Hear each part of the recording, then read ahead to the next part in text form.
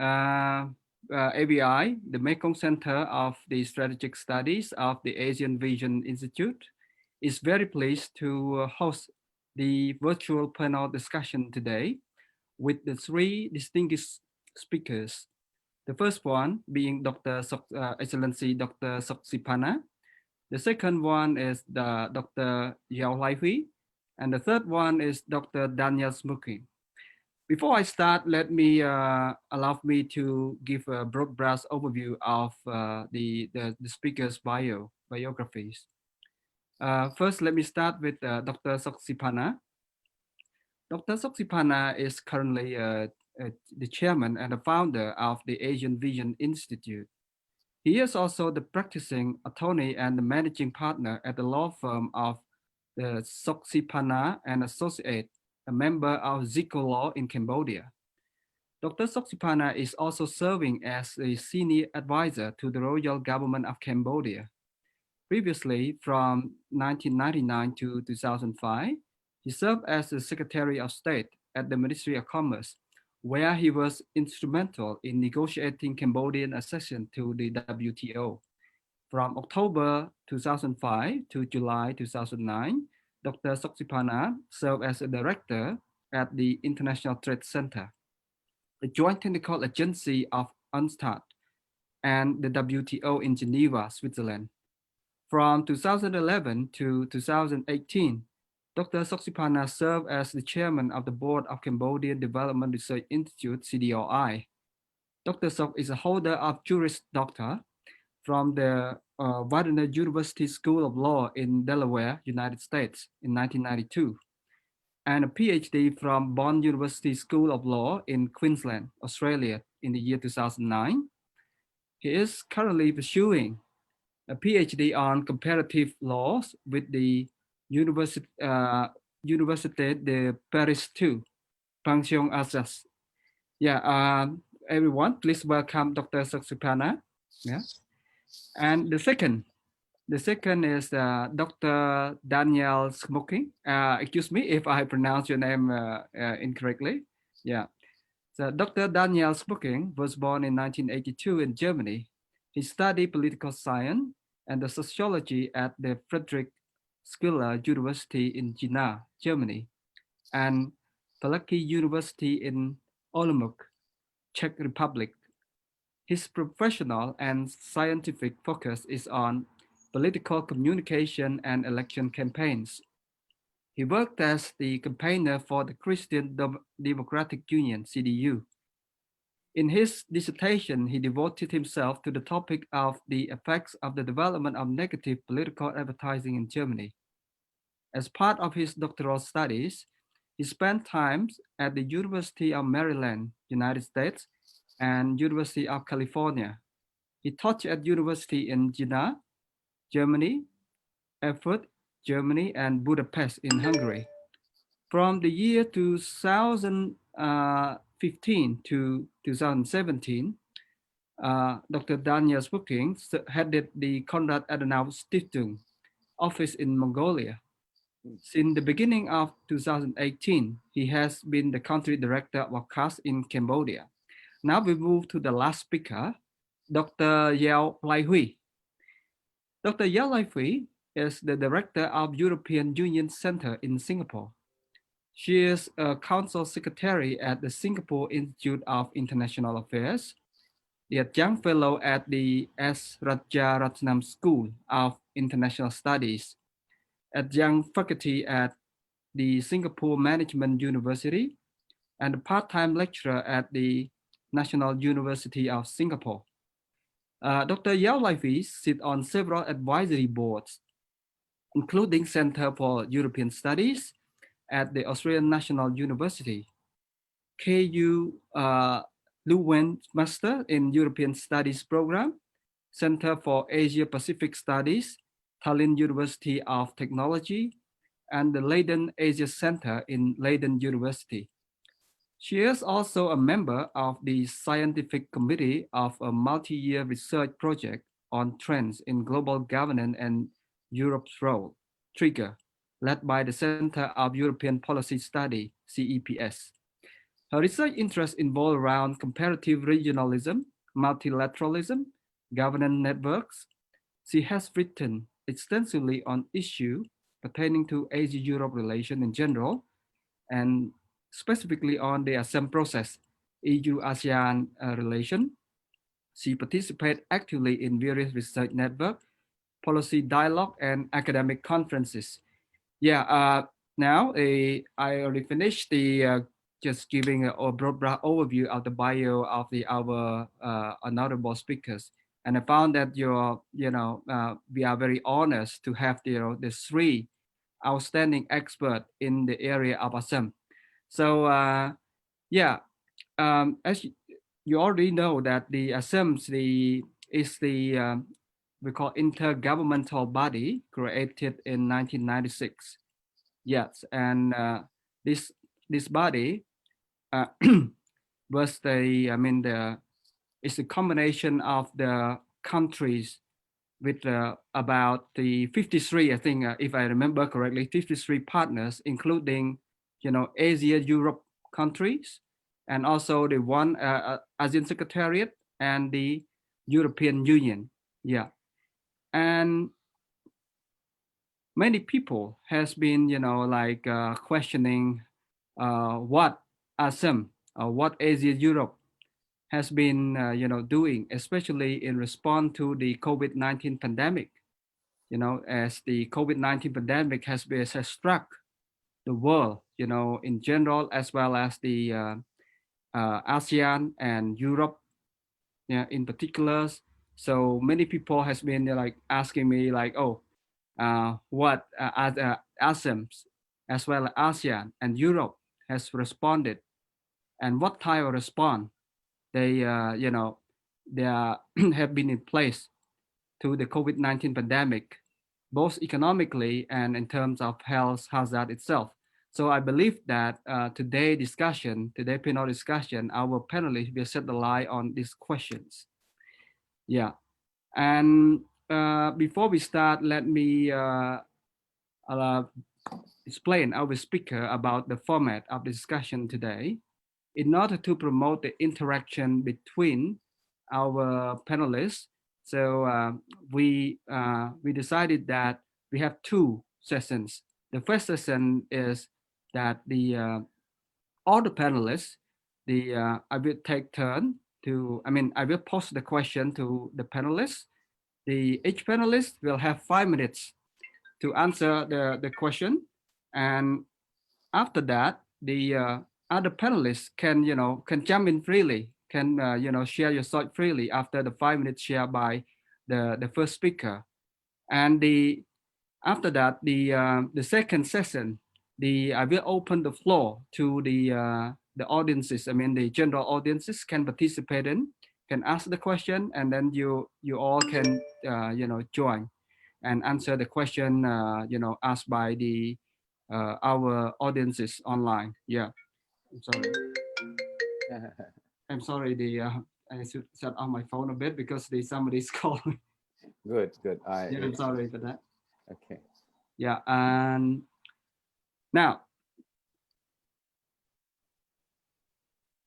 All right. thank you so much. So first of all, allow me to start the question with Dr. Soksipana. Yeah. So as you know that ASEM plays a very important role in today's both politics and economics. So can you brief us a little bit how ASEMs play an important role, especially for small states like all the small states, especially Cambodia? Thank you. Well, thank you, Ted, and greeting to Dr. Yo and Dr. Smoking. Um, I think ASEM, the beauty of ASEM is that it's two continent, 51 country, small, big, but we all are operating on a consensus base. The parameter of our discussion is very much driven by mutual consideration, respect, and every member, in fact, has a the possibility to express their own view. I attend ASEM since 2011, So it's like 10 years already that I've been involved in the ASEM process. And I could say that the at least at the some level, right, at the senior official level, the interaction are very rich. Normally, Asia, we have two different regional grouping, and this year ASEAN is represented by Singapore as a regional coordinator, and then you have the Northeast, Asia, South Asia, that is represented by Russia. ASEAN is very, I would say, easy grouping because we have ASEAN already, twice a year. We have the summit. So our senior officials are interacting almost every week, every month already. So our policy position are very, I would say, coherent, right? So I find that we don't have much issue, in terms of coordinating a position, a view. I would say this is something that in ASEAN it's the easy part. Northeast Asia, South Asia is a bit different because you're dealing with the big country, Japan, China, Korea, Pakistan, India. Not easy to manage because every country have their own position, their own view, right? Of course, ultimately we do bring down to find a consensus, and that enable us to have a Asian voice before we meet with the European. On the European side, they have 27 countries. Can you imagine, from small country like Lithuania or Latvia to Germany to France? I think now we still have the UK is part there, but maybe after Brexit will be something else. So from there, you have all these 51 country, and here I'm not talking about the EU and ASEAN, who is also two entity in there. And at the end of the day, when you look at the chair statement at the summit, we have a very rich declaration or statement that is very representative of the issue that not just Asia or Europe as a whole face. It's pretty much a global issue that Asia, Europe have been able to think through, to analyze, to assess the impact, the consequence. So I would say ASEM is more than just Asia, Europe. Our issue are multilateral, global issue, cross-cutting, very broad, ranging from very big issue that we don't know how to deal with, climate change, down to micro level.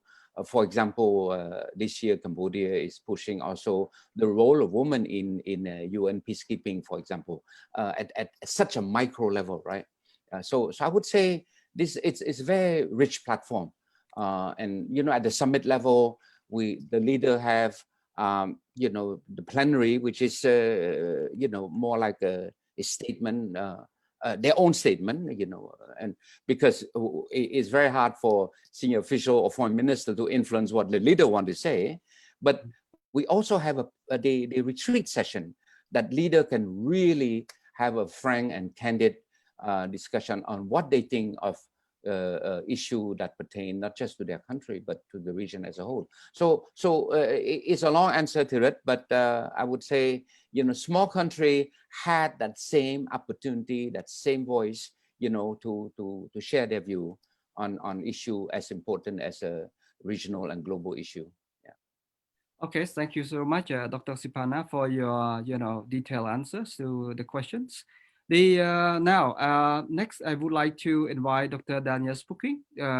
Whether you have any added values to the Dr. Sipana to the same question, or otherwise I will give you my question, another question, which is very similar.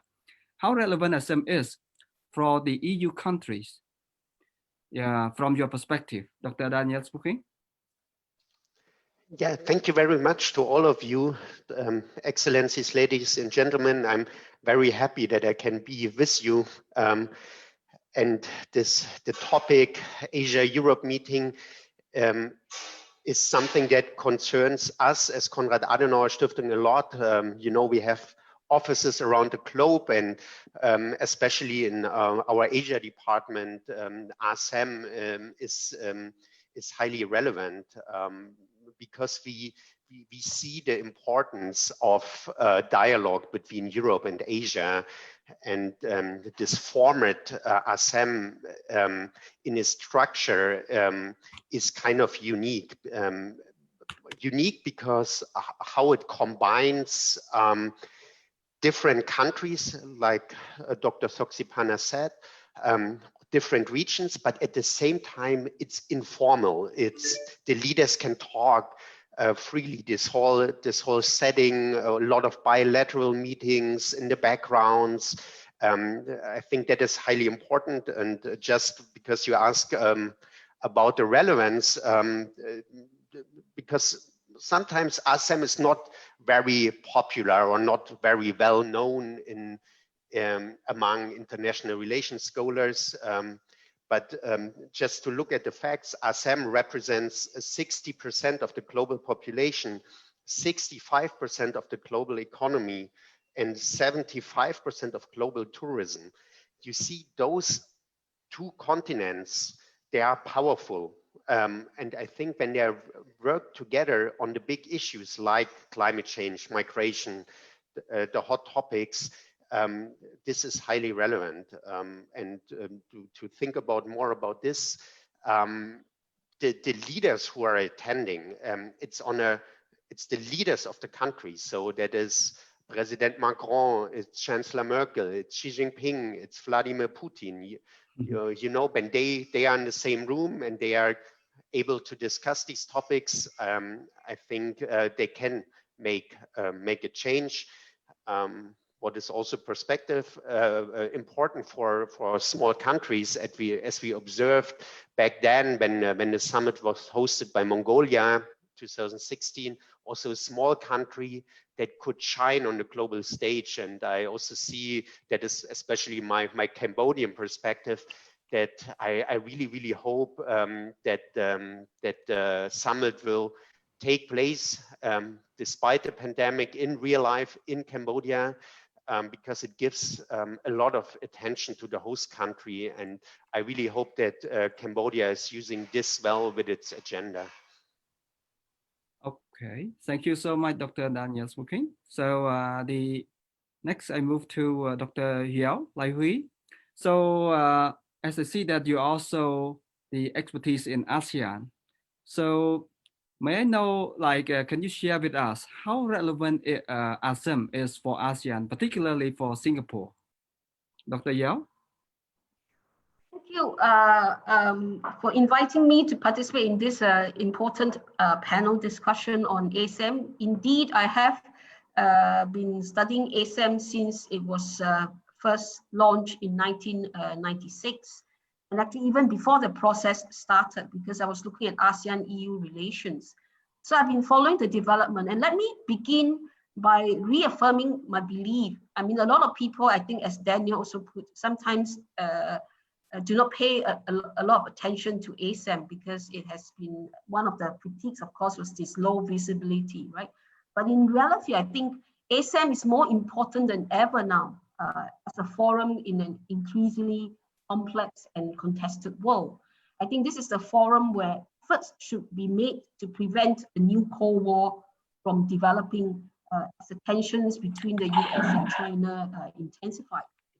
I think without the US presence, I think ASEM can truly be a forum for more rational and constructive dialogue amongst equals. As Dr. Soxipana said, you know, this forum is one of equal partnership. A small state like Singapore or Cambodia has the same voice as another bigger state, whether it's Russia, China, or Japan. So with this emphasis on equal partnership, I think this could be truly a forum for more constructive dialogue to build bridges and focus on the connectivity agenda that has risen in the last few years between Asia and Europe, and we really need more of that. So as I look back when ASEM was first suggested, I think it was geoeconomics that actually drove the EU to promptly accept the Singapore, at that time, the Singapore proposal to launch the ASEM process. I think back in 1994, that was the year when Singapore raised the subject to the EU on having a summit meeting between Asian and European leaders. I think back in 1994, the EU, of course, watched with concern a high-profile APEC summit pledging to achieve a vision of a free trade area in the Asia-Pacific. And I think the EU's new Asia strategy that was then released talked of the economic importance of the Asian region and the need for the EU to accord Asia a higher priority and see it as a matter of urgency to strengthen its economic presence in Asia. And I think this continued to be a very important reason for Asia-Europe to be together.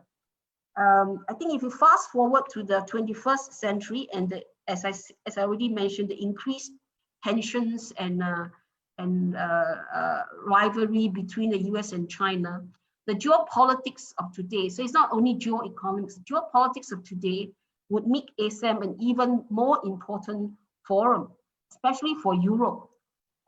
Like I said, I think it is in this forum, we talk about how relevant is ASEM to the EU. And I speak because as the director of ESA, I see that ASEM forum is specifically important for the European Union because it is in this forum that it can exercise its strategic autonomy with regards to how to engage Asia on its own terms in a constructive manner to support multilateralism and prevent further fragmentation of the world. So this is how I view the importance of ASEM and what's to answer your question, what role Singapore has played. We have been, of course, instrumental in the launch, in trying to get the idea off the ground, convincing the Europeans to come on board to have this. And of course, as Dr. Sok Sifana has already mentioned, I think it is a forum where small states have a voice and can participate as an equal in a multilateral setting. One thing that I would like to also emphasize is that, of course, the value of ASEM itself is in the meeting in itself, right? Where all the different leaders come together to build that kind of trust, you know, which unfortunately I felt that this kind of e-seminar or the e-meeting that is going to be held might not have might not be as rich as it is. So I hope that by June, when Cambodia hosts the ASEM summit, that we could have a real physical summit rather than an online one. Let me just interject here. You're right, Dr. Yo. The main reason why Cambodia asked to postpone the summit is for that very reason, that we want a face-to-face summit, because the true value, in fact, is about the bilateral meeting, is all about the discussion at the table, is all about this intimate, exchange where, away from the microphone, away from the media, where they can actually share their concern, their view, without having to lose face in that sort of thing, So, okay, yeah. So I think for me, I would say we really looking forward to see the success of the vaccine, so that we will have several months to prepare, for the real summit. Already, we plan to have a face-to-face retreat at the end of March in Siem Reap, for the senior official to start to discuss, what would be the key topic as it, that we want to highlight into the summit declaration. And this is something that we feel is very dynamic. Things are evolving very dramatically in Europe, in Asia. And I want to add one more thing for what Dr. Yo said, right, is that, we should think of Asia, Europe as our own, strength, not necessarily have to, be dependent on another, continent or another country to affect, or to shape the direction of our, our intercontinental relationship. And if I can look back just a few weeks ago when the ASEAN and 5 other, East Asia countries signed the ASEP, these are a major development. It's a mega free trade area that will have a dramatic consequence in terms of economic connectivity and everything with Europe, and now with Europe, we recently also just last week elevate, at the ASEAN EU Foreign Minister meeting level strategic partnership. These are things that should stand on its own, should shine on its own, without being overshadowed by the electoral campaign or election in the US, for example. Okay, it's very interesting. Dr. Saksipana, may I ask, since you mentioned about the OSEPs, so I'm thinking about the something else which is similar to OSEP in this case. So do you think that the Asia Europe, or in other words, Asem, can potentially have the future trade pact like OSEP or not, according to you? Well, I think the platform is different, right? ASEP is a mega free trade agreement. ASEM is more a platform. But bear in mind that right now we are already discussing the possibility of having a Europe, at least Europe ASEAN free trade, right? That's something in the working already. With like I said earlier, ASEAN is easy because we have our own summit. We're very coherent in our policy. We're very sort of like compact, very solid as a group. Of course, we have different level of development, but all in all, we have an ASEAN so-called community that we can build a foundation in terms of dealing with third party, with the external party, which is, I cannot say the same when it comes to East Asia and Southeast Asia, for example, because not only they diverse in terms of economic dimension, but from the geopolitical dimension, they're not as cohesive, as unified as ASEAN. So I would say, if for example, if we have the EU ASEAN free trade agreement, it's a major start already. And then we can put in such a way that it has an open door, for example, to allow other, member states from East and Southeast Asia to join, for example. It's no different than what ASEP now. ASEP, once it's ratified, I think, after so many months after ratification, ASEP is open to welcome, other countries to join, right? So we have a good starting point already. So to me, I'm more excited about the prospect that a year and a half from now, when the ASEP is ratified by and enter into force, that we can start use this ASEP as a building ground, for the next next inclusion of other states. Yeah. I see. How about Dr. Yeo and Dr. Spooking? You have any inputs to the same question? Oh, Daniel, if you want, yeah.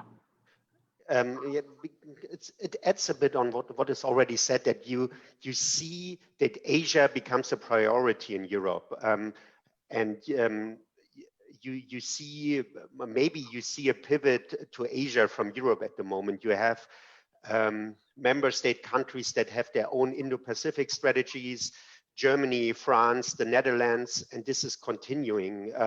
You have the idea, the strategic partnership between EU and ASEAN.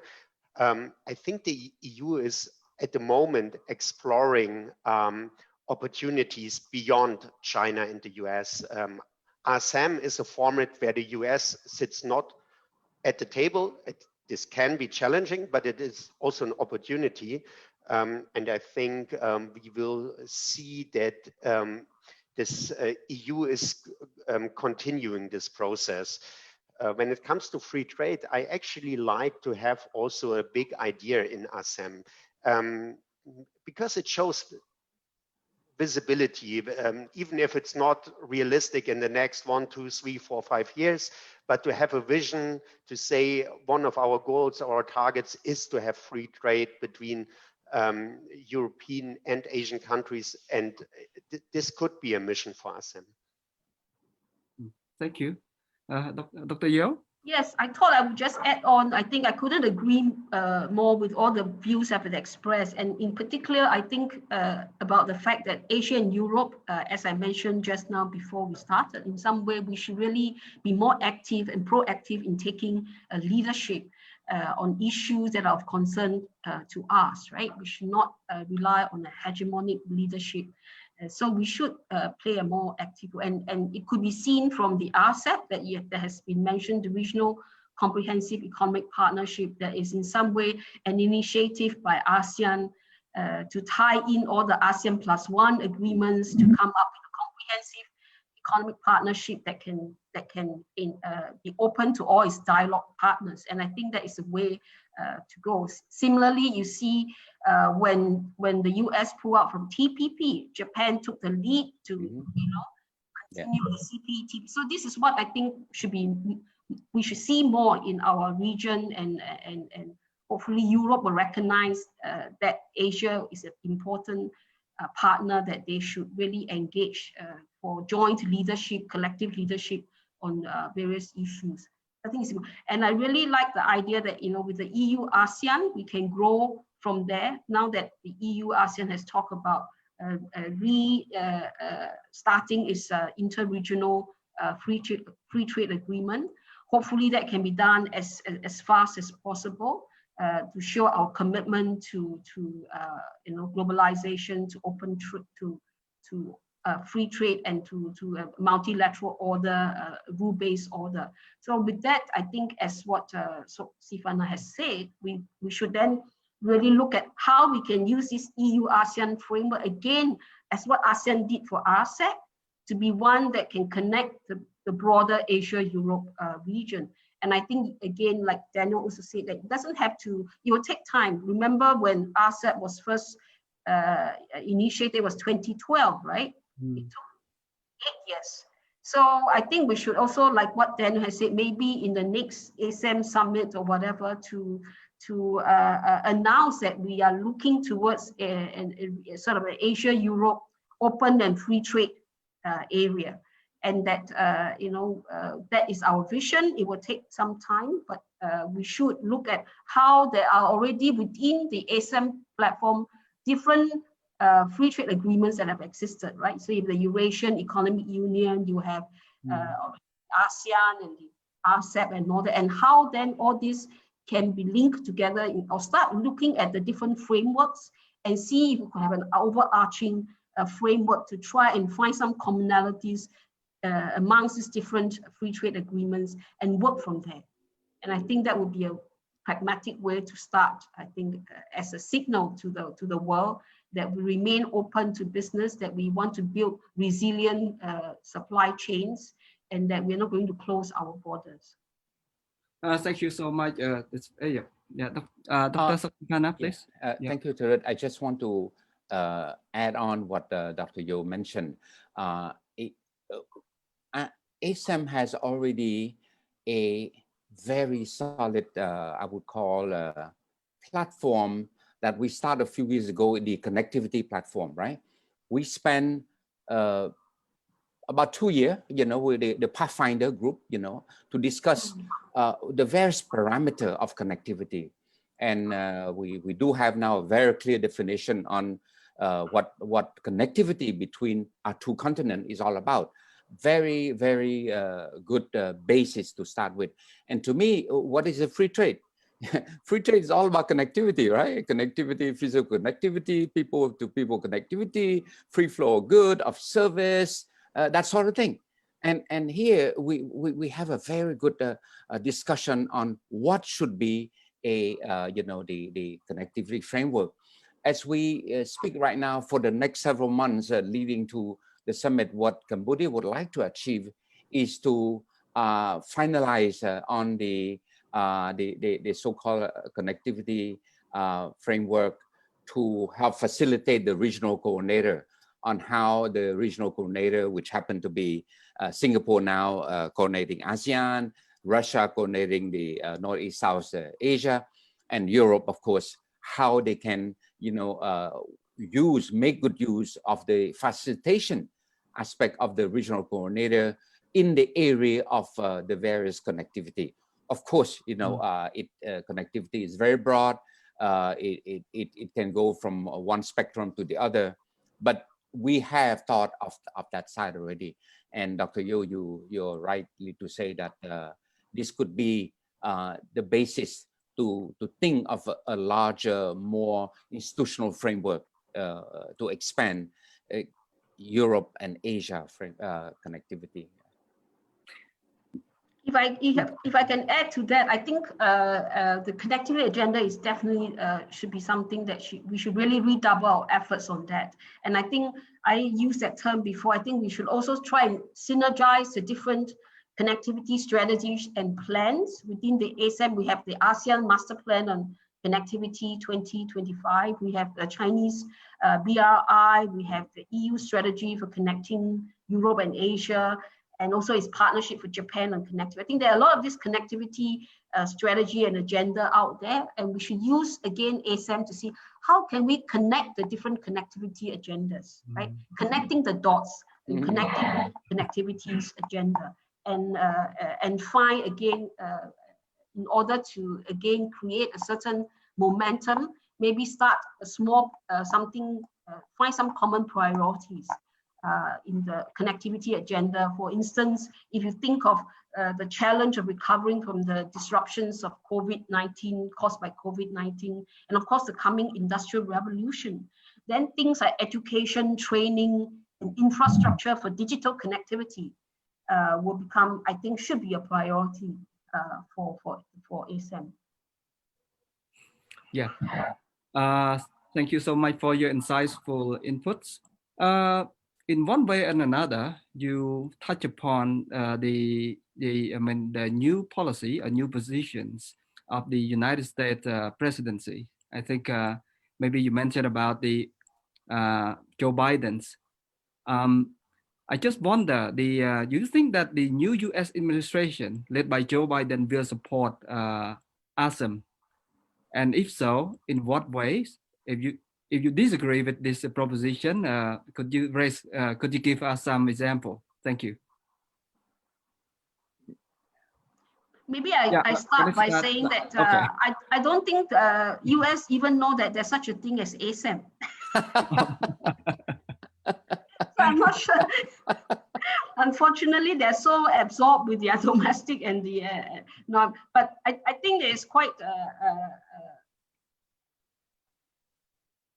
You will see that Biden, of course, is trying to so-called promise that he will get back to multilateralism, and we hope that happens in the sense of the WTO, the WHO, that they will continue to come back to some of these multilateral agreements that they have pulled out from, and to go back to taking a much more diplomatic approach, a much more rational approach, as we say, towards relations with the different partners. Okay. So I think I could only say, but like I said, I'm not sure they even know that there's an ASEM forum. Yeah. All right. Let me just briefly say before I let Daniel step in. There's a few things here that the first year, forget about it, because President Biden will have so many domestic issues to deal with. So his priority would not be, even though he did say that he gonna get back to multilateralism, he probably take a few steps with the WHO, for example, which is very obvious that he have to do it because of the COVID. But there are other things that will keep him preoccupied for the first year, right? In-house domestic issue. But there's the other element that I think is in favor, is that the new Secretary of State, he's fluent in French, he studied in France, So I think, yeah, there's a possibility that he said, wait a minute, you know, when I was, you know, remember my days in Paris. Yes, I think he's quite, you know, I would say, you know, I don't know about Eurocentric, but at least Franco-centric. But on the serious side, I think whatever it is, right, whatever the new orientation of the US, like you say, it can be on the back burner. We should not hold a breath, wait for that oxygen tank, you know, to come. We have enough positive element in our two regions to move forward. Like you say, we have the Belt and Road, we have the Indo-Pacific.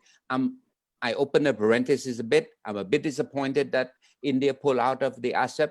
That is it's a big disappointment, but it's okay. It's domestic issue, protectionism. Prime Minister Modi have to deal with his own farmer, that sort of thing. The door is still wide open, right? It's not a completely shut out. Okay, it's just a setback, not dramatically, you know, a disaster. But we do have a lot of things happen already, right? And the one thing I was really looking forward is the agreement, the air, you know, traffic agreement, you know, the Qatar, that for last couple of years, let's face it, Singapore has been very active to push for that. But you know, air connectivity matter so much. You know, in connecting two continents. You know, you cannot just rely on driving or go on a train, but air connectivity is everything. Yeah. So I would say yes. You know, we will you know, engage you know, America, but we should engage America in our own term, not the other way around. Thank you. Danielle, please. Yeah, I mean, when it comes to the new US administration, there are things that will change, but there will also be things that will stay the same. So what might change is probably the tone. It's probably more rational. What I also believe is that the new administration will rely more on partners and will not try to punish partners. I think that is highly important for NATO, but also for multilateralism in general. But what will probably not change is that the US will be tough on China. And that is, yeah, one of the elephants in the room here. I think this will continue. And I think for Asem, also for ASEAN, the small countries, it will be a challenging time because I always hear the statements, please don't force us to decide, but I'm not so sure how long this will last. So, so I think it will be more rational and more dialogue oriented, but the conflict with China will continue. I'm quite sure about it. But did you know, it's interesting that recently China expressed they're interested to join the TPP? Wow. But if I may be a bit, just taking on from Daniel's point and be a bit provocative in some way or politically incorrect, but this is where I think ASEM becomes so important as a geopolitical instrument, precisely because I think this is where China can use this platform to engage the Europeans and the Asians and the other Asian in a way that can promote a much more soft power image. And it's also the platform where the EU really can exercise a more strategic autonomy in its right and to as a way to balance or hedge against that what Daniel said about US wanting to force us to choose. And we should really move away from that and say that we have to be autonomous in our decisions and we participate in the different platforms and build our own partnerships. So I think that's why I see ASEM as actually becoming even more important if the different actors or different countries or member states of ASEM are aware that they should really utilize this platform, like I said, to prevent a new Cold War and to build bridges. So I do see that as something that should be done. Then taking on the other one about the comprehensive air transport agreement between EU and ASEAN. Again, as what has been said, it's very important because if you cannot have the aviation industry done and an agreement also done, especially now when the aviation industry is so deeply affected by the COVID-19, you really need this boost, right? This confidence to say that we can reopen our economies in a safe way. We can allow traveling and flying again in a safe way. And that then also had the catalyst impact on the tourism, because tourism is such an important industry in so many ASEAN countries, right? Whether it's Thailand, Cambodia, or even like Italy and Spain and all this. So really getting the comprehensive, the EU-ASEAN comprehensive air transport agreement up and running, I think again is a very important priority for EU and ASEAN. Yeah. Can I ask just okay. because I think it's very important what she said. It's the autonomy. And when you look back at the history in Southeast Asia, war in Vietnam, effects on Cambodia, it was always problematic when one country had too much influence on the small states. And it doesn't matter, we have a lot of debates around this, but I think what is very important for me is, as a small country, you need to balance this, and you need multilateralism, and you need this autonomy. Be self-confident and not too much rely on one partner. Yeah, I concur with you, and that's why for the theme of our summit, we stress the effectiveness of multilateralism, as the basis of our relationship. And Cambodia is a small country.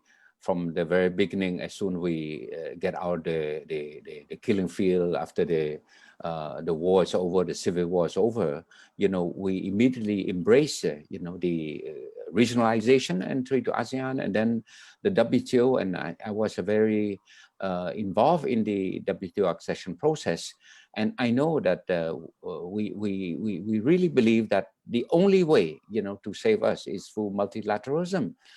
To have to build our prosperity through economic trade, and then this way we're not at the mercy of either major hegemon, if I can use the word that Dr. Yo mentioned. Yeah, it's very interesting discussion. Now, since we have time limitation, let's move to the next themes. It's about responses to the COVID-19. Okay. So. Yeah. So, according to you, have you observed any commonalities and differences of the responses between some countries with regard to the, some responses to the COVID-19 crisis? So, have you seen any commonalities or differences between those responses?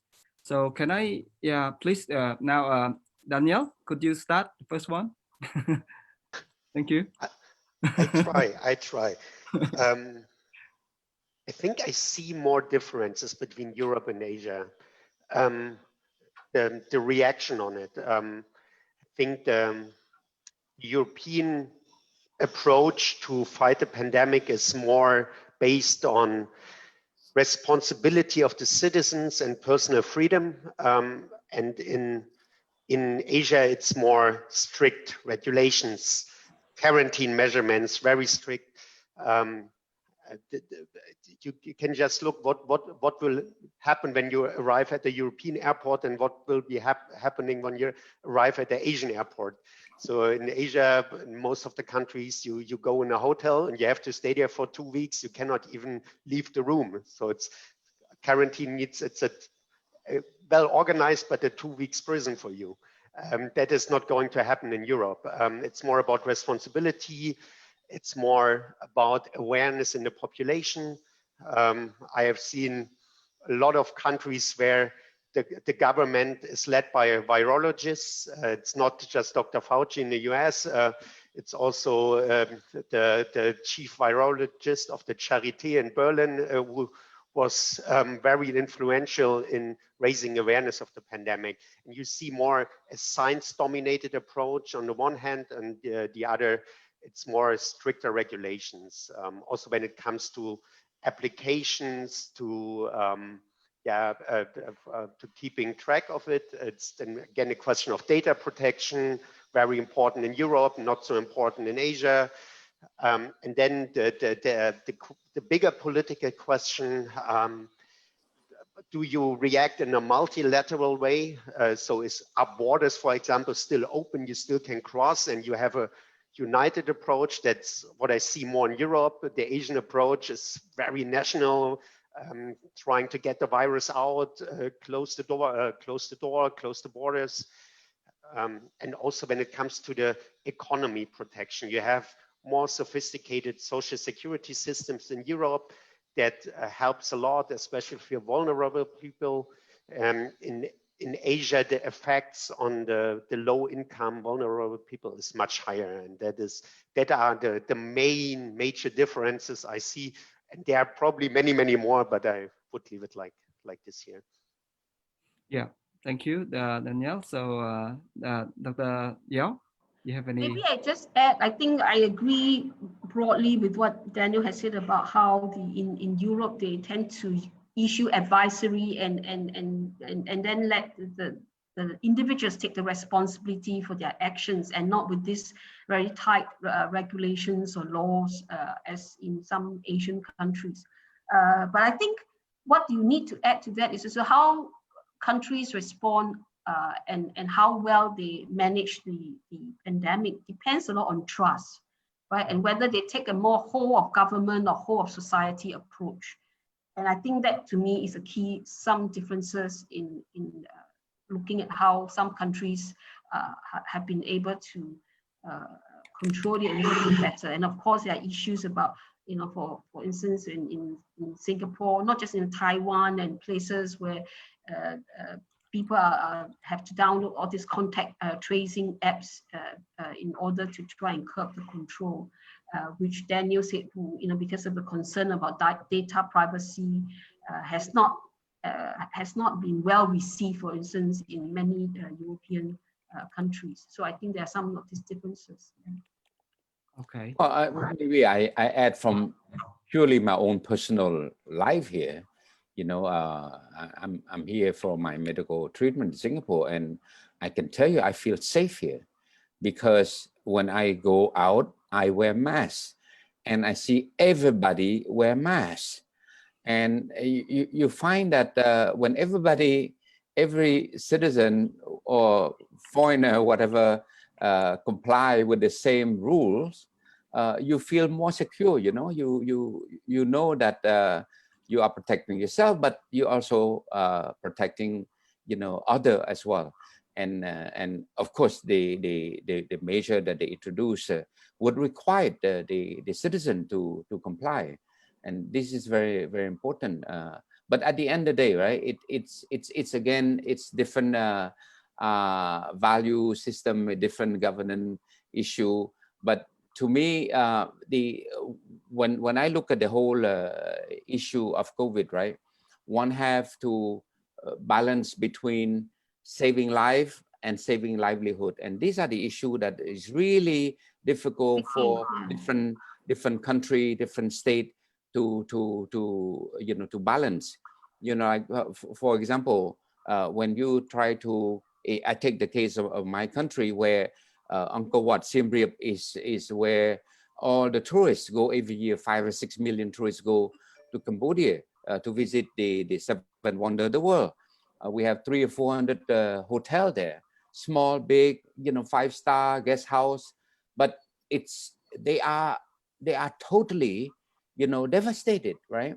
So here, you know, yes, we are safe from dying from the virus, but people die from, you know, slowly from the drying out of their livelihood, for example. And you look at France, for example. I spoke to friends in France. They say that there are millions of young, you know, Frenchmen who are now unemployed, right? So these are the sort of difficult decision that different state, different country, different leader have to balance. I don't think there is a one, you know, solution for all to deal with this, right? it's not possible. In this case, I just wonder, like, how may Asem help, its members to deal with, like you said, as the many people facing the, economic difficulties in their life. So I wonder how some country respond to this.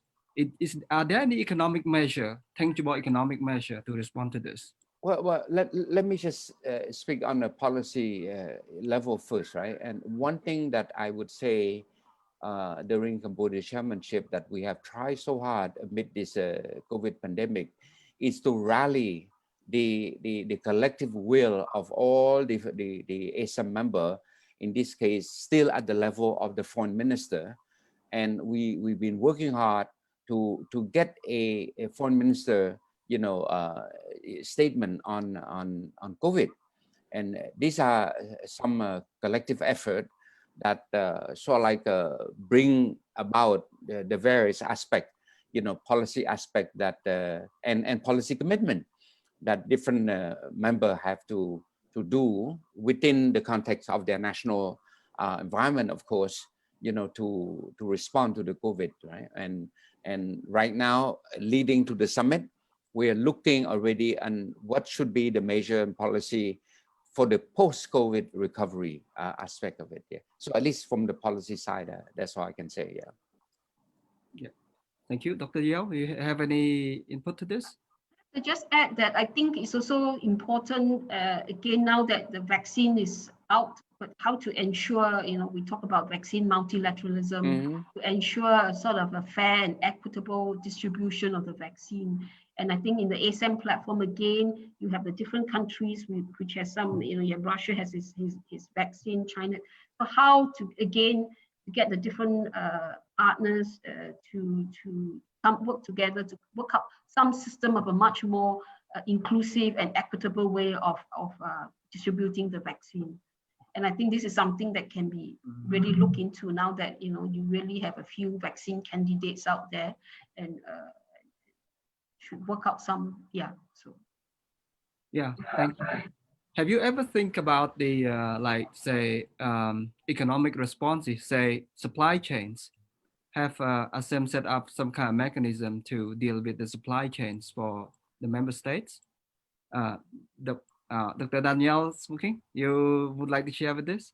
How about supply chains? Yeah.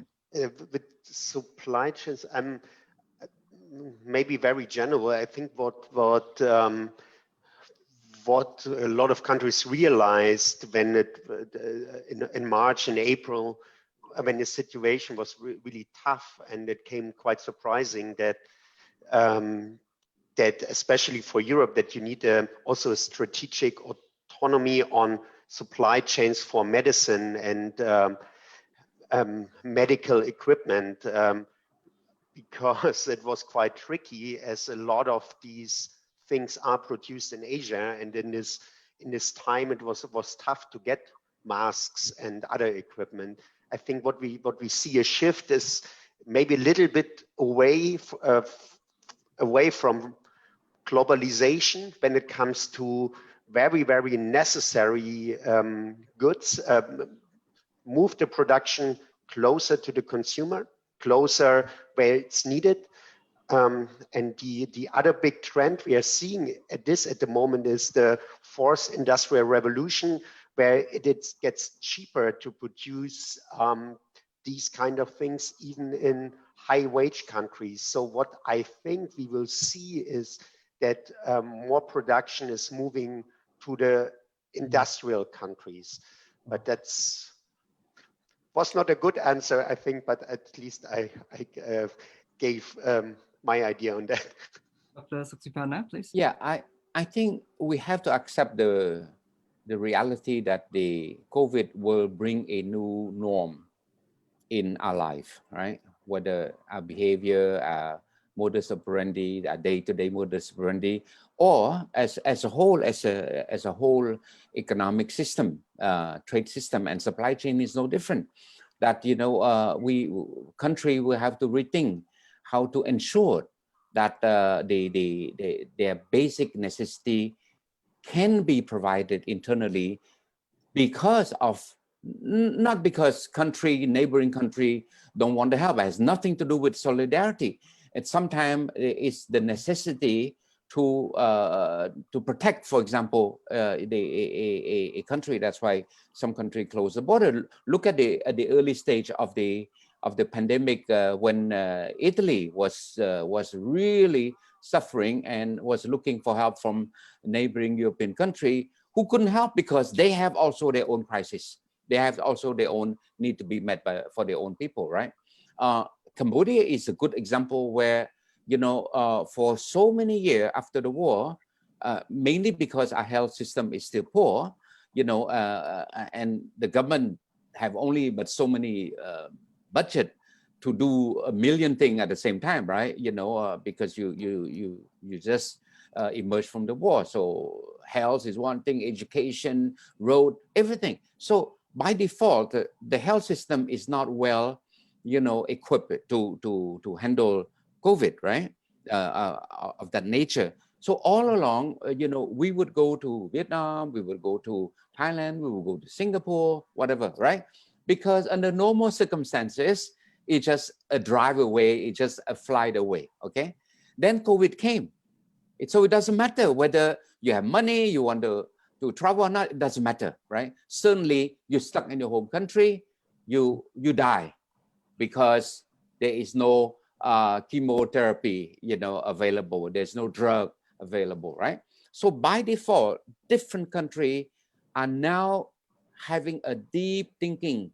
What are my area of national vulnerability, right? Nothing to do with solidarity with the neighbor, nothing to do with regional integration. It's just pure looking inward to say, you know, if that next pandemic come, if the border are closed, will we survive if we don't have this?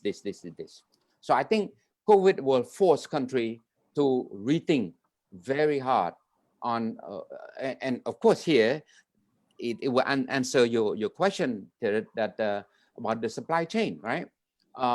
You know, the bulk of this, the pharmaceutical ingredient come from China, for example.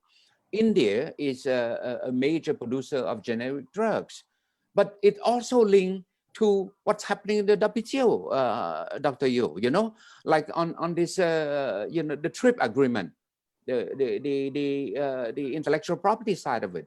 You know, will pharmaceutical company, will there be a waiver, for example, for the transfer of technology, of know-how, of generic drug? So many things need to be taken care. And it cannot be at the level of bilateral level. It has to be at the multilateral level. The WTO have to be back and functioning. You know, the WHO had to be back and functioning because pharmaceutical company will have to have a framework. We cannot let the vaccine company do whatever it wants, right? There have to be a regulator for that side. And no country, no matter how big, you know, can tackle the pharmaceutical industry, you know, on their own. We need a multilateral system to handle that. So these are, to me, the future reality of the post-COVID norm. I see. Thank you so much. Dr. Yeo, please. I think I want to add to that also that I hope we learned the right lessons from the way we have handled COVID-19, in the sense that we should really be more prepared. And when we talk, like you talk about the global supply chains and all that, to build resilient supply chain is not to build everything on your own, right? Yeah. That's not the way to go. That isn't making you even more vulnerable. If you, like you say, you build all your things, you have a flood, and then, you know, so the key to me is you need to remain open. You need to have different levels. So of course you need to have national stockpile, but you also need to have regional agreements to have regional stockpile and then the global with WHO or whatever. So in the area, for instance, like I said, in public health preparedness, you know, and supply chains, whatever. Supply chain resilience doesn't mean you do everything on your own, right? Security. So it really makes us realize we are connected, and we need to, if we want to be resilient, we need to build those bridges of connections and strengthen them.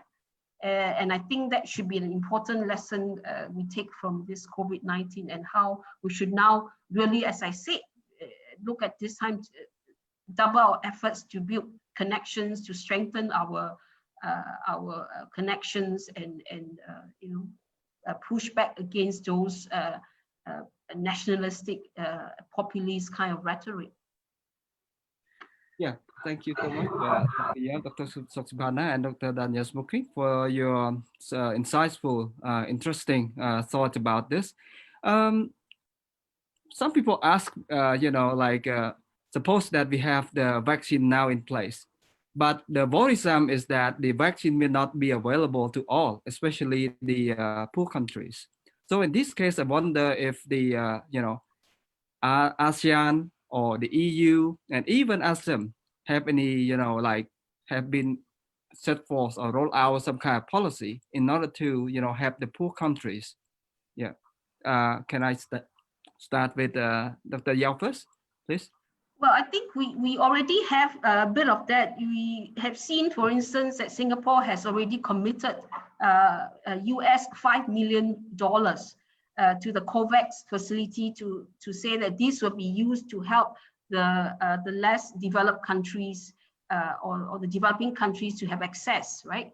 So you do see these efforts coming in the EU-ASEAN ministerial meeting. I think also Europe has promised that they would again put aside some funds to help the countries cope with the pandemic, and that I think includes, of course, when the time the vaccine comes, how this can be used to fund some sort of a much more equitable distribution of the vaccine. So there are steps taken at the ASEAN level, at the EU-ASEAN level. And I think we can, of course, again, scale this and say that, what about, and as we said just now, if in the summit, the ASEM countries could also make some sort of a commitment to say, how can we build on the different pledges that are being taken, and also, continue to contribute to the conversation and contribute something, hopefully not just conversation, but also concrete to the whole vaccine distribution. Yeah, thank you. Dr. Satsubhana, you have any thought about this? Well, I think the first and the most immediate thing for small, vulnerable country who don't have access, is more like, how do we get at least the minimum supply to help a frontline worker? If the first wave should be, not all, but basically things enough to vaccinate or inoculate a frontline worker, and that's the most important thing. And then the second wave could be for when more vaccine become available, readily available, then we can look at the general population. But if the ASEM capable country could help, country like Cambodia, Laos, Myanmar, who don't have the medical facility, to produce our own vaccine. If we can have just for our frontline, it's a major success already, for fighting COVID. Yeah, Dr. Danielle Spooking. Yeah, maybe to add on this, it's the vaccine will at a certain point be available for everyone. At the moment, it's the question who gets it first, and there are political issues behind, but also supply chain logistic issues behind. Now, one vaccine is approved from the UK, US, and Europe might follow in the next days. But then it's a question, where is it produced? The vaccine that is now allowed or approved is from Germany and the US, and it's also produced there. But this question of giving it to also the developing countries, I think it's very high on the German and also European agenda. I think Chancellor Merkel brought it up in the G20 summit, and also Ursula von der Leyen at the EU Commission level. They are well aware. And I think there are solutions, but at the moment, it's a question of priority for all of the countries. Who gets it first? Vulnerable to all the health workers, and it's a tough ethical question at the moment, and there is no easy answer. But We have to discuss about it. I think in every single country, on every multilateral platform, because this is not an easy decision. And don't forget, this is back to resilient supply chain, right? Because the vaccine had to be stored at minus 70 degrees, right?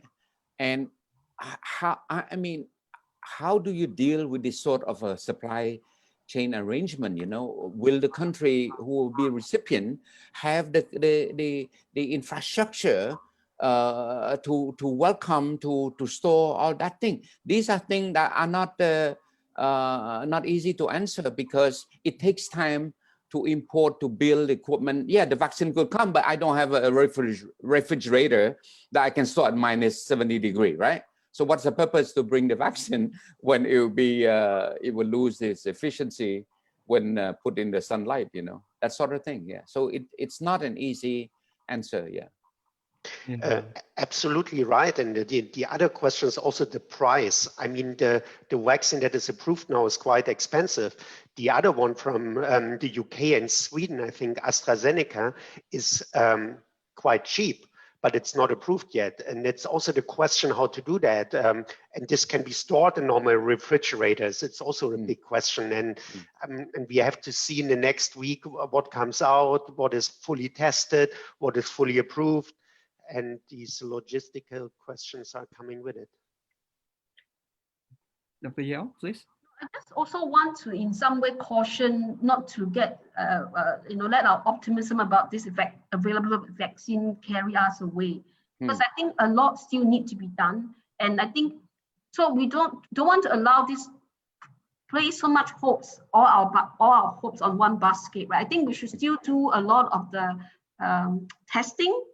And I think in that sense, the emphasis should also be put to help to develop again, to keep on improving on the test kits and distribute those again in a way that it can be used, can be useful, right? Because I think testing is a very much testing and then quarantine and all that should be a very important part of this, because this vaccine is not going to end. You're not going to be able to produce 7 billion for the 7 billion people.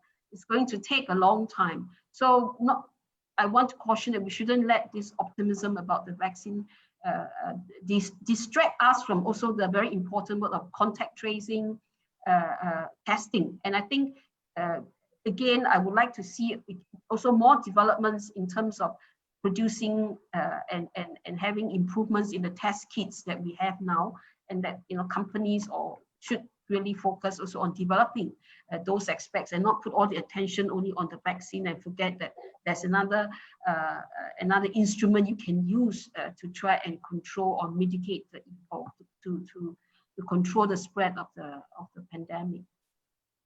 Yeah, interesting. We might not solely rely on the potential vaccine, but also have to rely on the possible testing kits.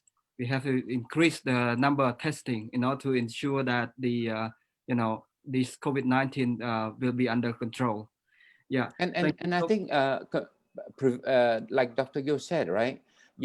Continue maintaining this preventive measure that are working. For example, the contact tracing, for example, now wearing masks, that sort of thing.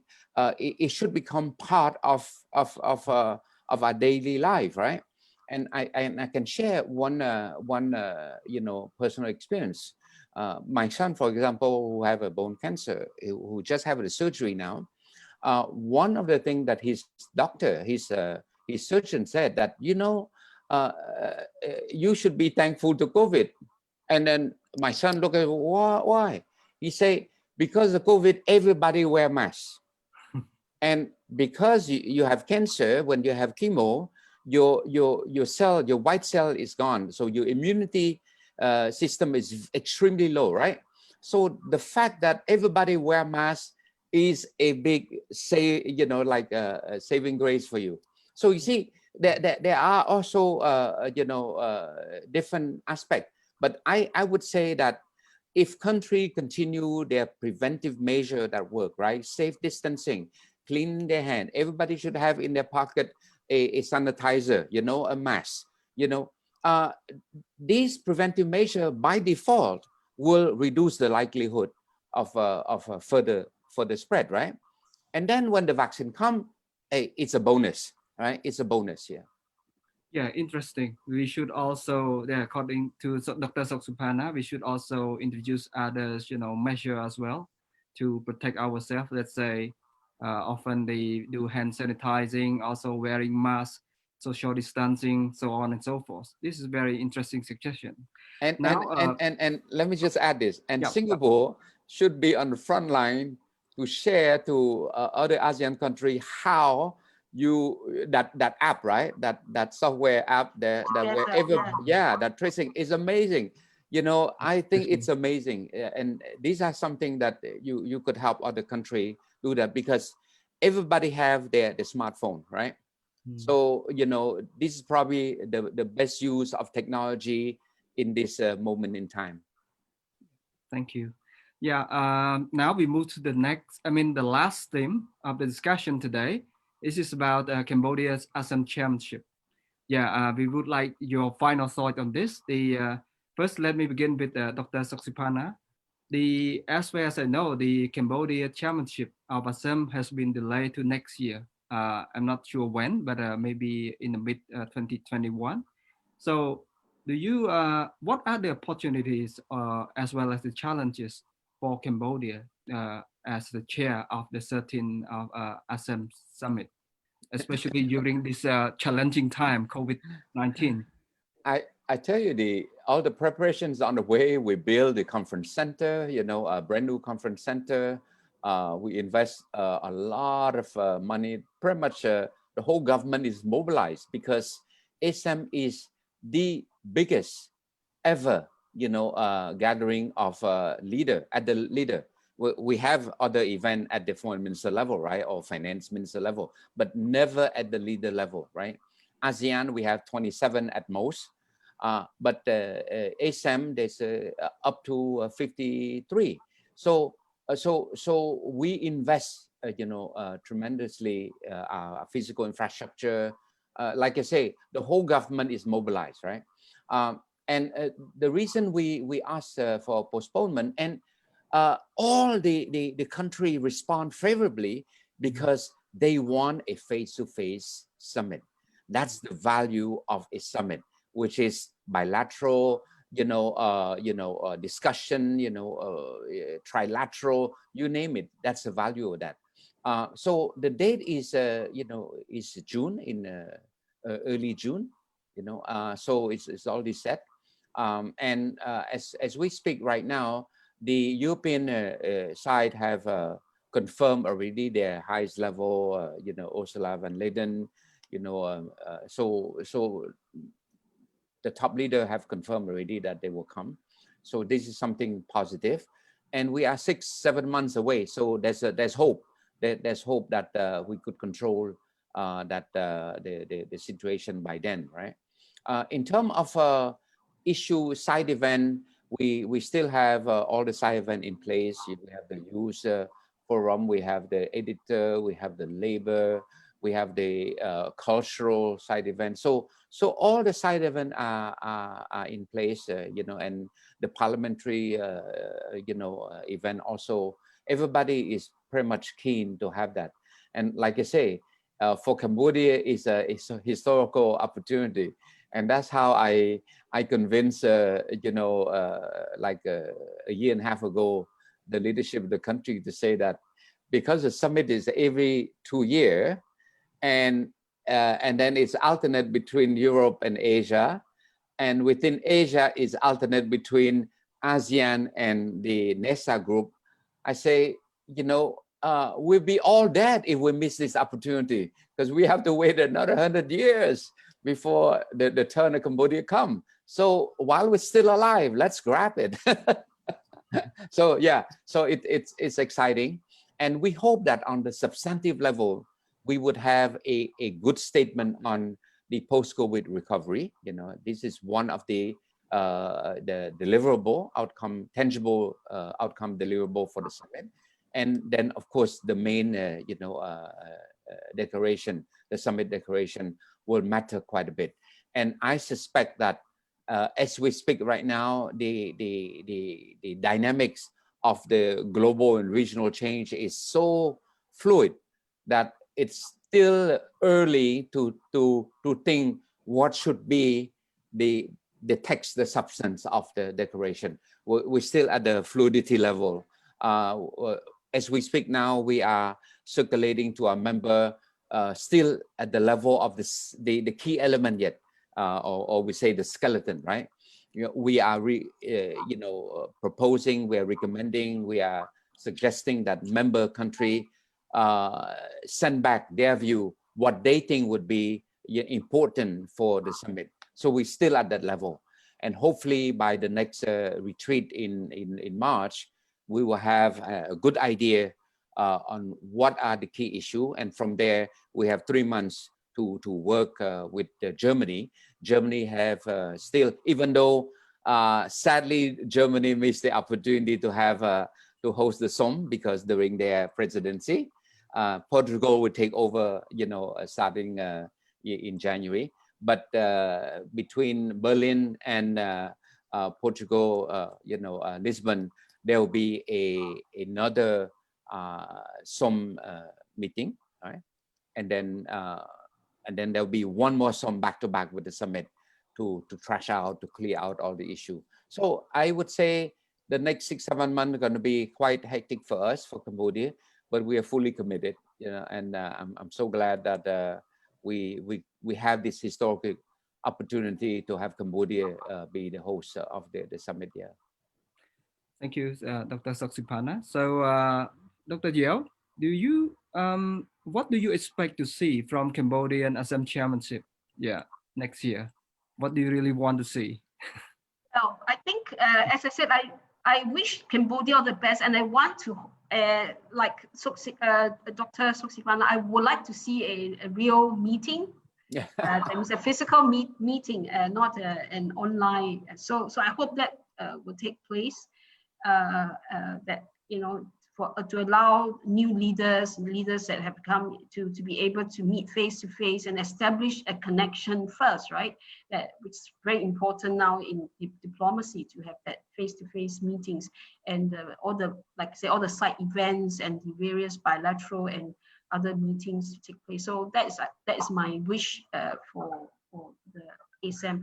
As into the more agenda, as you said, I think there's a skeleton out there. I'm not sure what is in there, but I do, as I said, hope to see that there are statements on doubling on the connectivity agenda, on the issues about again multilateralism in terms of looking into public health preparedness, on vaccine and all that. So I think you have chosen the theme very well. I think the multilateralism should be a major topic to emphasize on.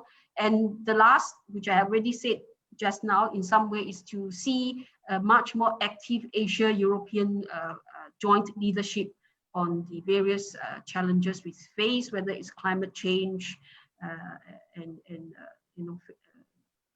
issues on whatever, right? So emphasize on Asia-Europe partnership and leadership.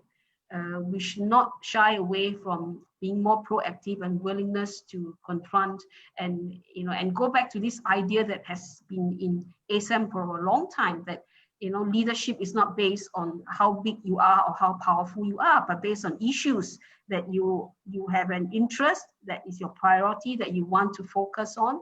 So you should again come back to this idea that we should have this issue-based leadership on various subject matters, whether it's on health, public health, on trade, on digital connectivity, on education and human resource connectivity. So that is my wish for. I want to add this because Dr. you trigger one thought that I want to share, is that bear in mind that the European Union have a new leadership, new administration, and it's a year already. It's a year already. So as I said earlier, that Mr. President Biden will have 1 year to figure out what's happening domestically. The second year he'll be more open, agenda-wise to think of the world. That's exactly what's happening with the EU new administration. They had 1 year already to settle down, Now they're looking forward, and I was told by Brussels that they are looking forward to come to Asia, not just for the summit, but while they're in the region, they will add a few days here and there, to go and meet your Asian partner, to solidify, to strengthen, to reach out, to assert, their willingness to build that bridge. So this is something quite important that we have that face-to-face meeting. Yeah, thank you, Dr. Danielle. I know that you have the we call experience in dealing with the Mongolians, Asems in back a few years ago. So would you mind sharing with us, like, in order that Cambodia successfully chair the 13th Asem Summit, according to you, what should Cambodia prepare in order to successfully host the summit? Yeah, thanks. Yeah, thank you very much. I have maybe a slightly different wish list, especially for Cambodia. I agree, it's a historical opportunity, and Cambodia has the chance to shine on the global stage. But to make it really successful, what I would like to see is that the problems and the tensions we had in the last years between the EU and Cambodia, that they are fully solved until the leaders are coming to Cambodia. Everything connected to the withdrawal of EBA and what led to the situation, I think should be on high focus still. I sometimes have the feeling that for the Cambodian side, it's a thing, it's over, EBA is withdrawn, nothing else to do now. But I don't think it's really over, and I think we should come back to a common understanding, and I hope that we see a compromise, that we see a solution, because then it will be way more relaxed. The leaders will be happy, especially the European ones. No nasty topics you have to talk about. And it will be much better for the whole reputation for Cambodia. And that's what I would like to see. Okay, so Dr. Danielle, thank you so much for your inputs. And I think this is the end of the first sessions. I think we move to the next session, the last sessions, which is the Q&A.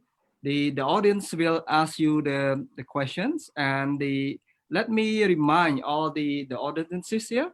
So when you post the question, could you please briefly introduce yourself, like your name, your affiliated institutions, and after that, just post the straight question to our panelists.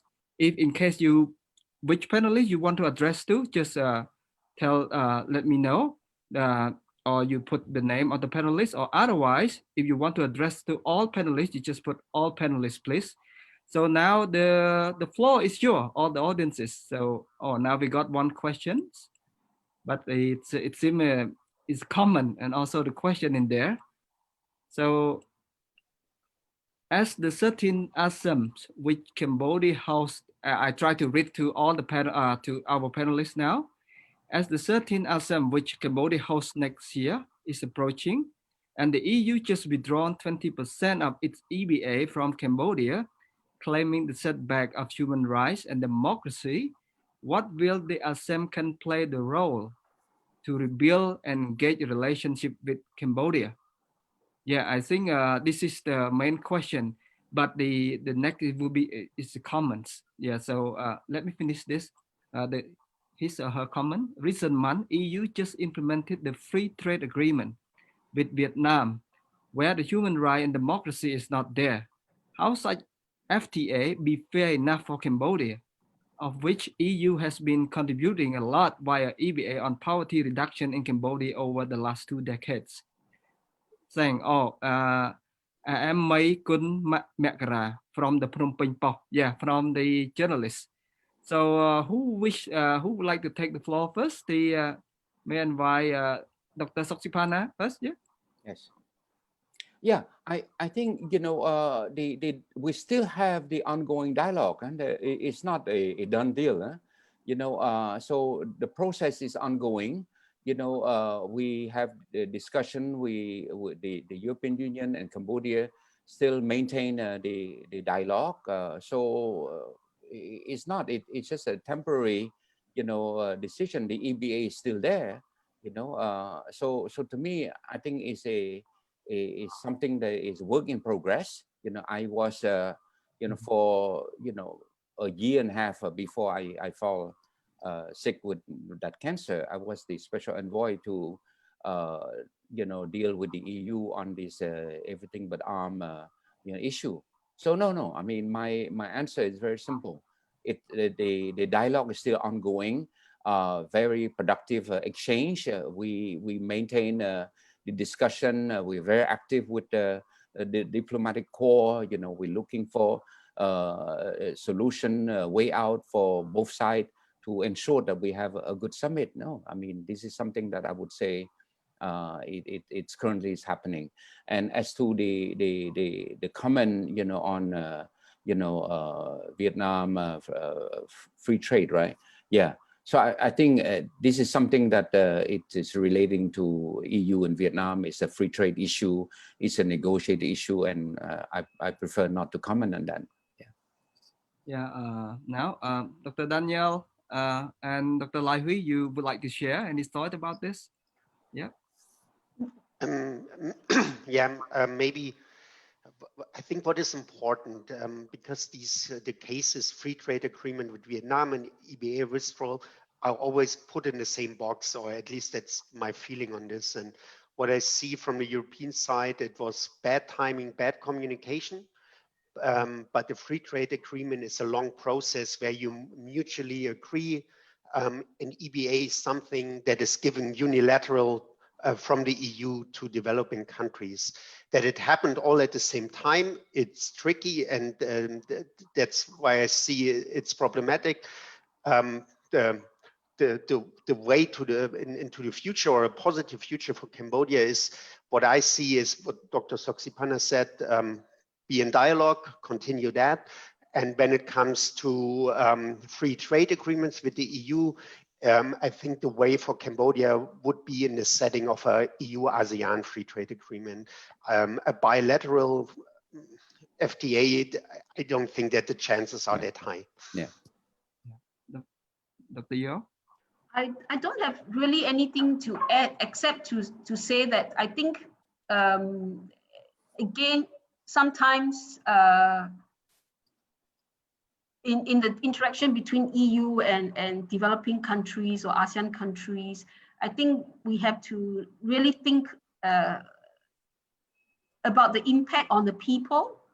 I think it's good to brandish your values and want to look good, but it's better to do good than to just look good. So so my comments to my EU friend is do what is good and not just to look good for the domestic audience or whatever, right? So because I think by withdrawing the EBA, I think, like, I'm glad that there's still continued dialogue, because the people you are hurting are the common people, and how do you justify that? I think in some ways. So.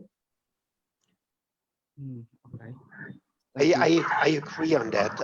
I mean, we can discuss probably for the next 2 hours on EU free trade, EU sanction regime, but in general, I agree. It is not right. It's not the right tool, because it's hurting the people who are not involved in what happened, and that's why it's wrong for me, my personal opinion.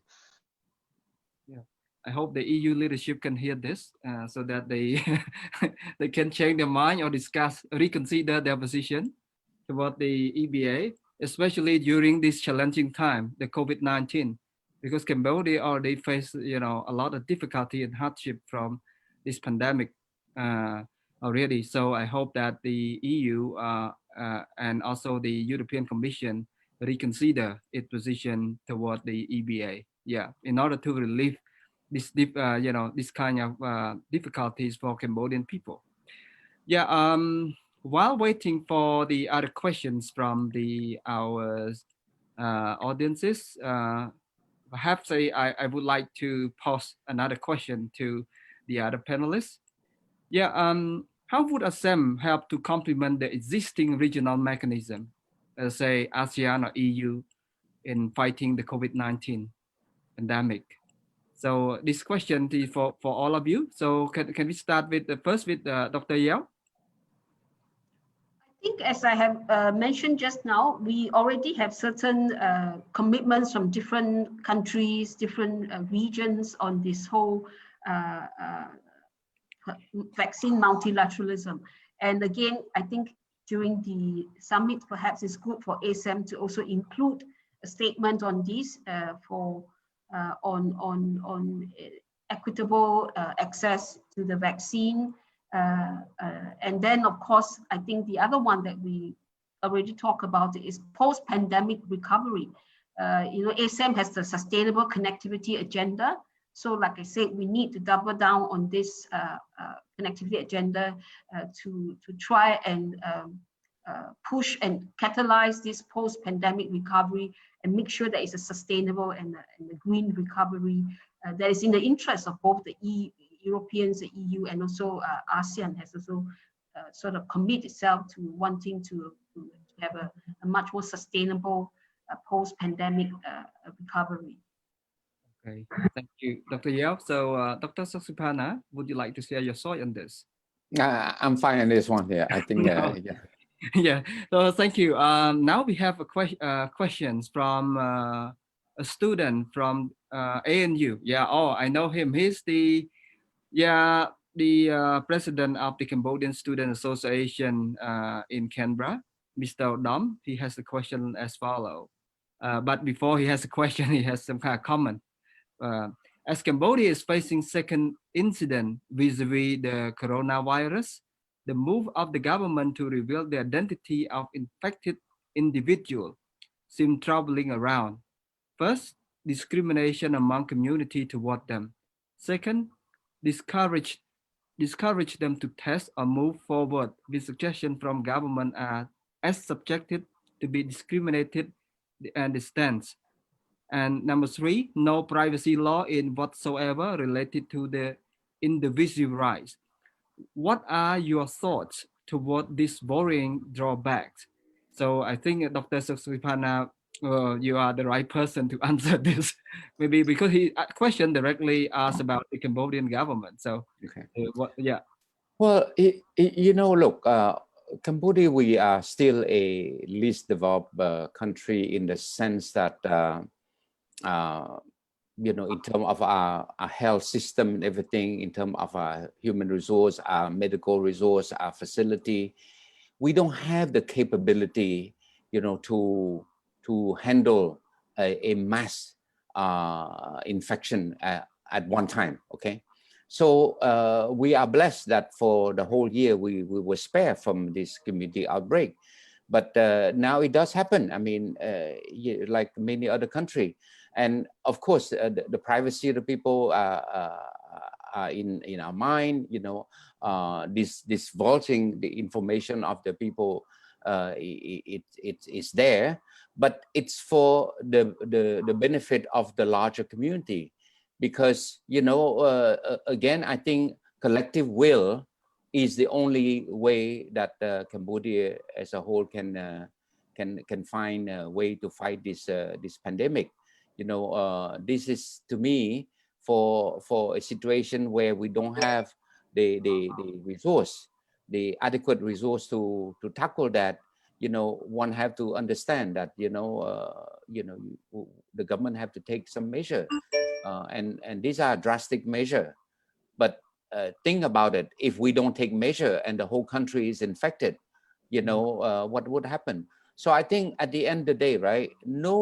In any country, there's no such thing as a formula for a policy formulation.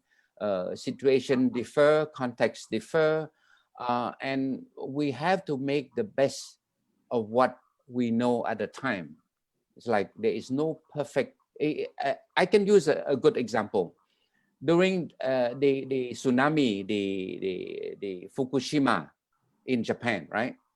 You know, the scientists, you know, the government have to take decision whether to shut down the nuclear thing right away, or they don't know whether the tsunami is coming.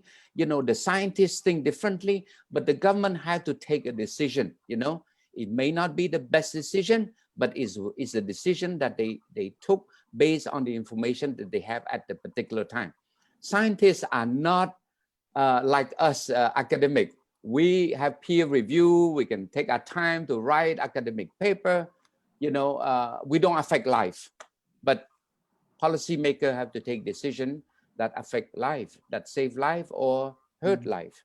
So all I can say is that we ask for understanding, we ask for cooperation, you know, and hopefully, you know, we could find some answer.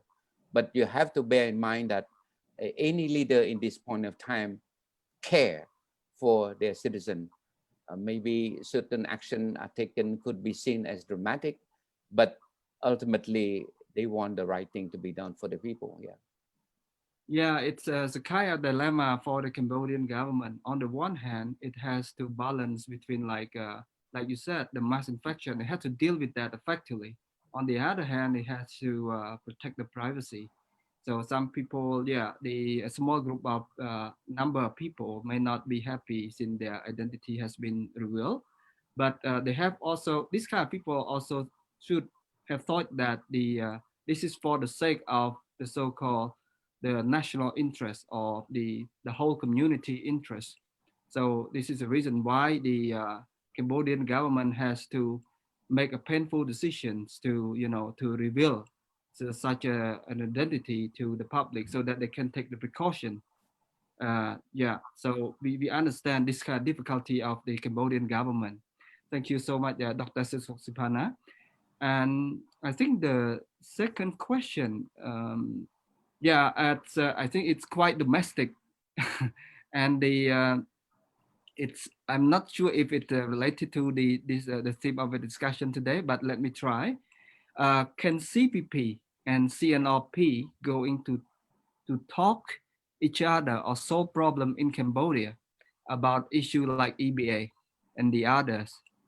So I think perhaps yeah, again. I think it's not the topic of our discussion. It's not the topic of our discussion. We should not get drawn into that. Yeah, so we better move to the next questions. I think I myself have the questions for all of you regarding the Asems. So will Asem move beyond, say, economic, political, or health, technological cooperation to the military in the future, according to you? So Dr. Yao, so would you like to share your thought on this? Right. You saw me shaking my head, and I think we are good with this comprehensive partnership that includes the political security pillar or political pillar, the social, cultural, and then the economic, right? I think there's too much of emphasis on the military I don't think that is a good thing to go into. So ASEM should continue to focus on the soft side. If you talk about security, then we talk about the soft, non-traditional security issues on environment, issues on I mean, to some extent, you can say cybersecurity could be part of that, but that is also where, because you could have the cyber criminals and lots of all these issues on infodemic with issues like that. So a definite no for me to say to go into the military dimension or the defense dimension. I agree with Dr. Yo. You know, at most we look at the cooperation in the area to combat, say in this case, you know, transnational crime, that sort of thing. You know, that is more suitable forum for us. But military is a world apart. It's a world apart, and I think it should not come and suck up all the oxygen from the cooperation field that we feel is more important and useful for the constructing and strengthening Asia-Europe partnership. Yeah. Yeah, thank you. Danielle, please. No? And I also agree. I don't see military as a topic. But what is interesting and where we need to have a look at is the debate about NATO reform, and also the question of further engagement in the Indo-Pacific, and the question of partnership with the democratic allies in the region, like in Australia, Japan. I think this is something we should have a look at when it comes to the security architecture in the Indo-Pacific in the next years, but it's not a topic for us. Okay, thank you. Dr. Soxpana, you would like to, I saw No, your no, no, no. hand. No, okay, sorry. I think maybe we don't have more questions from our audiences, so I have the last question for all of you, if we don't have more questions. So this is kind of sort of hypothesis. So suppose that let's say Americans, pressing the EU to go, I mean, pressing all the Asem members to go against China. Yeah. So in this case, will the EU and ASEAN respond positively to this kind of pressure? Yeah. Thank you. So can I start with Dr. Soxipana first, or?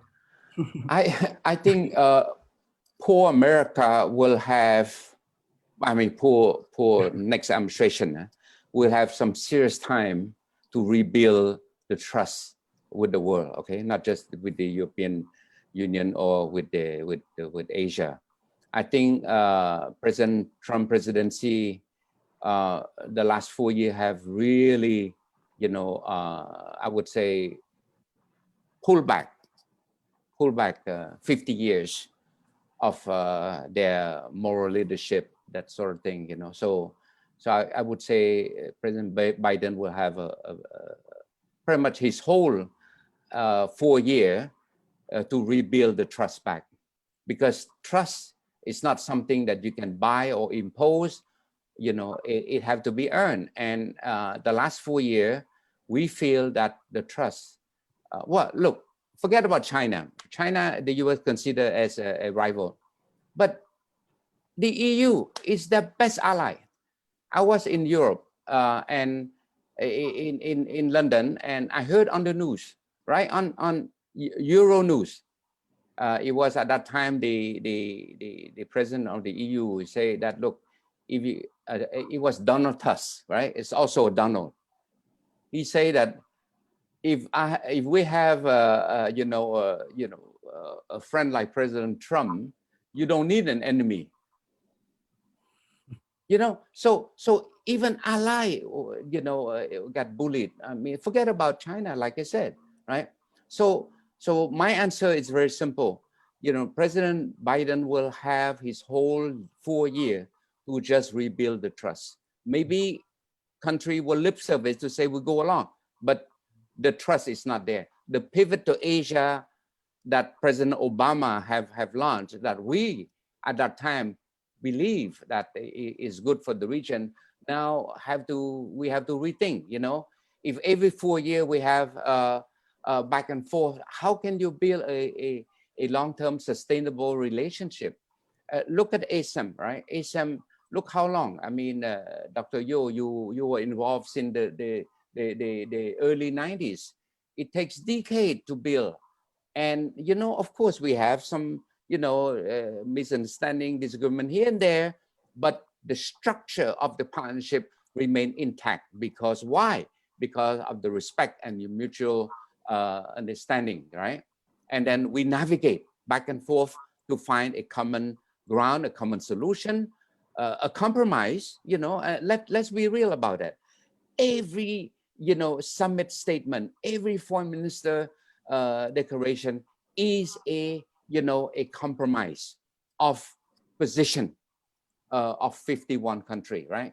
So that's where the value of partnership is to be able to not necessarily to agree, with the other side opinion or argument is to be able to understand why they're coming with that opinion or with that argument, why they insist on having that text, that paragraph, that statement into the statement. Why? At the end, we compromise and we move on to build a stronger and more fortified ASEM. Yeah. And this is something that unfortunately, America have to rebuild that trust. Yeah. Thank you so much, Dr. Saxena. Dr. Yo, you would like to share your thought? We have moved away from a unipolar world to a very much more complex and sort of what I call asymmetrically multipolar world, right? There's not going to be